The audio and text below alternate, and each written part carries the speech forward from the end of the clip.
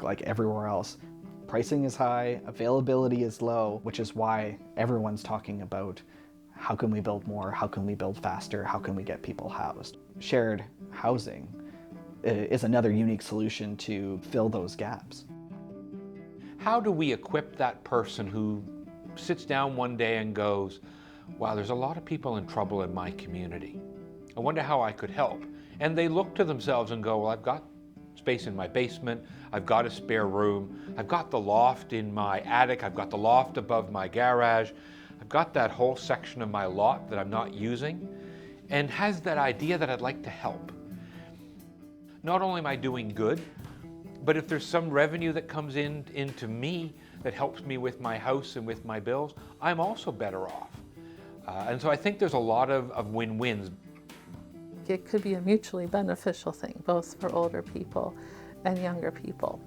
We know that social isolation is a big problem among older people in Canada. We have a lot of people who live alone, especially women who live alone in later life. So we know that that can cause all kinds of challenges. I've been home sharing for about 40 years. I've met some wonderful people. It's helped me economically to pay my bills, my taxes, my fuel bill, my electricity bill.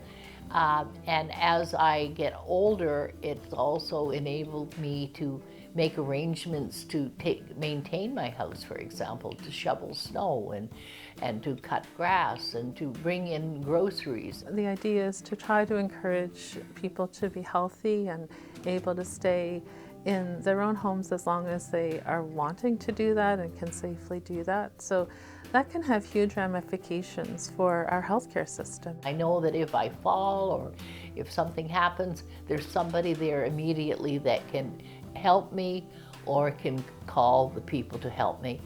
My family, my children, my relatives take comfort in the fact that they know there's somebody with me, that I'm not alone.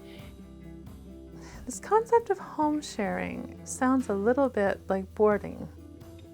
There used to be rooming houses here. There used to be a lot of big houses or bigger houses that people would rent rooms out and they would make meals for each other and so on. That is something that is historically true of this place.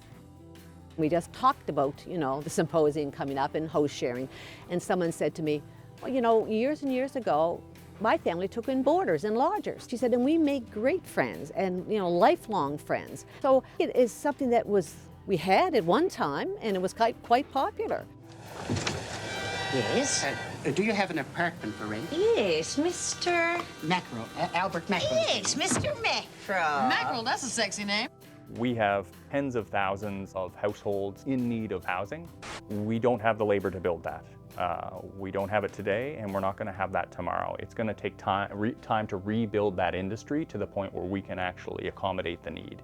And so making use of the resources that are out there right now, the homes, the underutilized homes, the vacant space that we have, it's essential. It's the only way that we even come close to meeting the need anytime soon. And so I do think that there's a real opportunity and a need to kind of explore that right now.